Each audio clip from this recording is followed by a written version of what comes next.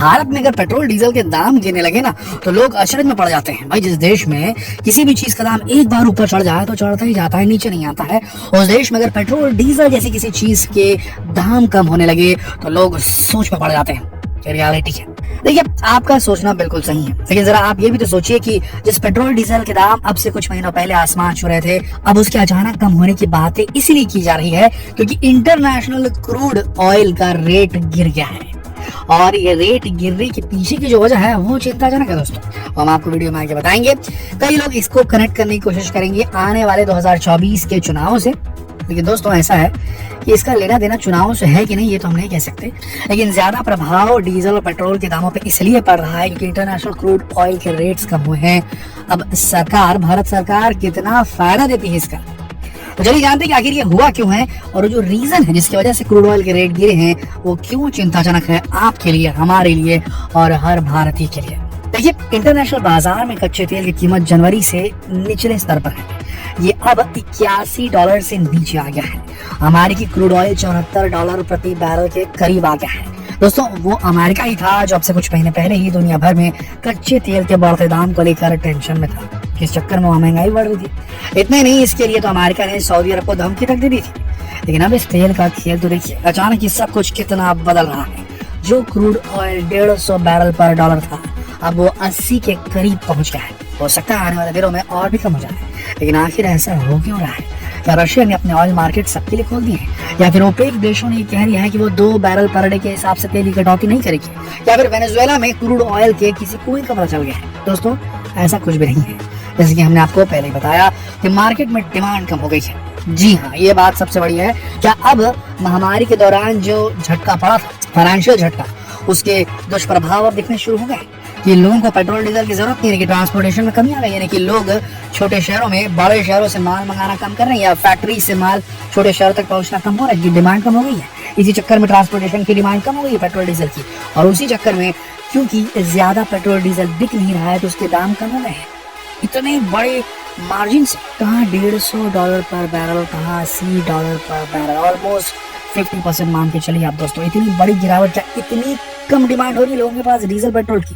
क्या है इसके पीछे का कारण? क्या कोई ऑल्टरनेटिव सोर्स निकल आया है? क्या लोग इलेक्ट्रिकल व्हीकल के पीछे दीवाने हो चले? क्या पूरी दुनिया अब ऐसी कारें खरीदने के बारे में सोच रही है जो electric vehicle rather than diesel या पेट्रोल व्हीकल?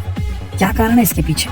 दोस्तों, ऐसा कुछ भी नहीं है। सीधी सी बात है, डिमांड मार्केट में धीरे धीरे घट रही है पूरी दुनिया में, क्योंकि लोगों के पास आमदनी धीरे धीरे कम हो रही है और रिटर्न नहीं आ रहा, लोगों के पास पैसा नहीं बचा। 2 साल के जो काम नहीं करने वाली जो बात थी, उसका फाइनेंशियल डेफिसिट, उसका जो फाइनेंशियल प्रभाव है, दुष्प्रभाव है, वो अब देखने को मिल रहा है। लोगों को सामान खरीदने में थोड़ी परेशानी हो रही है। ऊपर से अमेजन जैसी कंपनियां, जब गूगल जैसी कंपनियां ये कह दे रही हैं तो भैया रिसेशन आने वाला है, अपने पैसे बचा के रखिए, नया टीवी फ्रिज ना खरीदिए।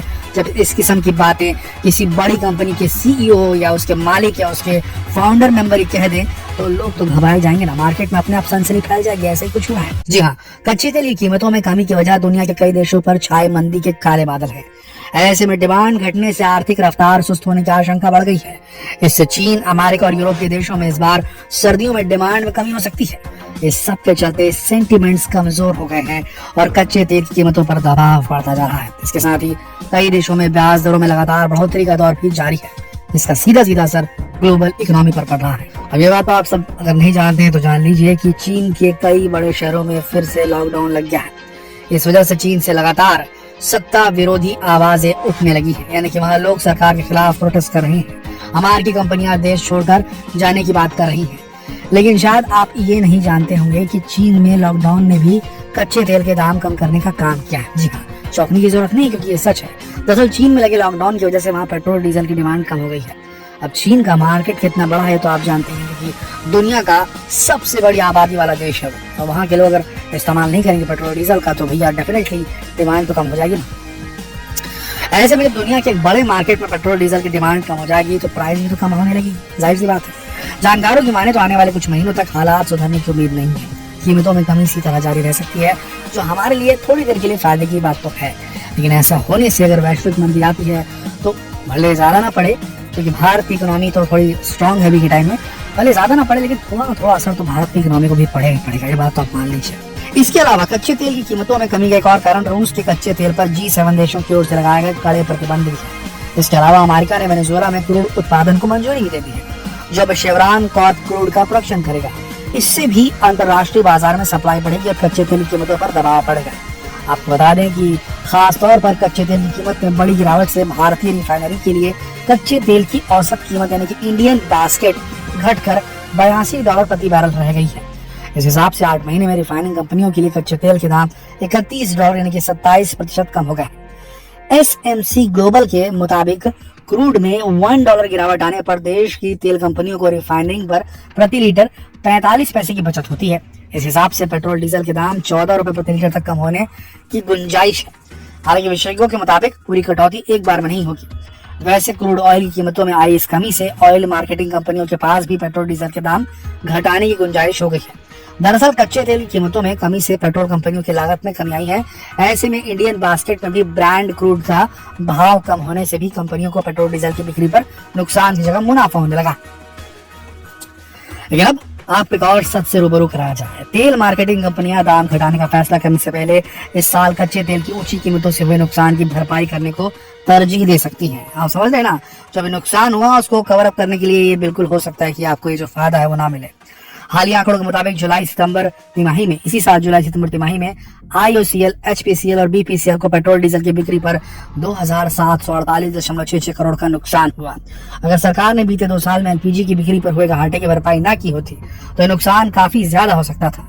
सरकार ने तेल मार्केटिंग कंपनियों को 22,000 करोड़ की एक मुश्त रकम चुकाकर LPG की बिक्री पर हुए घाटे की भरपाई की थी। इसके बावजूद इन कंपनियों के पूरा नुकसान की भरपाई न होने से तेल कंपनियों के लिए दाम घटाना इतना आसान नहीं हो। फिर अपने जो नुकसान हुआ है उसको पूर्ति करेंगे, उसके बाद रेट जो है आम जनता के लिए घटेंगे, ऐसा अंदेशे लगाए जा रहे हैं। अब सबसे बड़ा सवाल, जब ऐसे कहा जा रहा है कि इंटरनेशनल लेवल पर क्रूड ऑयल के प्राइस कम होने लगे हैं तो फिर भारत में इसके दामों में कमी कब आएगी?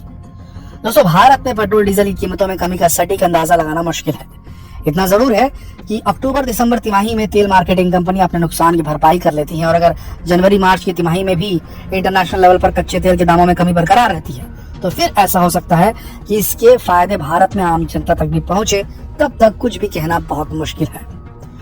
तो दोस्तों, ये थी पूरी परिस्थिति। आशा करते हैं आपको ये बात समझ में आ गई होगी कहाँ पर पंगा हो रहा है। रेट कम क्यों हुए हैं? क्योंकि डिमांड कम हो गई है। चीन का लॉकडाउन एक बड़ी वजह है, पर इसके अलावा भी पूरे विश्व में मंदी के जो बादल जो छाए हुए हैं उसके चलते सबसे बड़ी प्रॉब्लम है कि लोगों की जो बाइंग सेंटिमेंट है वो कम हो गया है। लोग बाई नहीं कर रहे हैं ज्यादा, इस वजह से माल ढुलाई हो नहीं रही है और इसलिए डीजल पेट्रोल लग नहीं रहा है, तो इसीलिए रेट गिर गए हैं। अब ये अच्छा है कि बुरा है, ये आने वाला वक्त बताएगा। अगर आप कुछ जज कर पा रहे हैं, आप कुछ गेज कर पा रहे हैं तो नीचे कमेंट सेक्शन में लिखकर जरूर बताएं कि होने क्या वाला है आगे जाकर विश्व का और भारत का। नीचे कमेंट सेक्शन में लिखकर जरूर बताएं। कल फिर मिलते हैं एक और रोचक न्यूज के साथ। तब तक के लिए आप सबका इस वीडियो के अंत तक बने रहने के लिए दिल से धन्यवाद।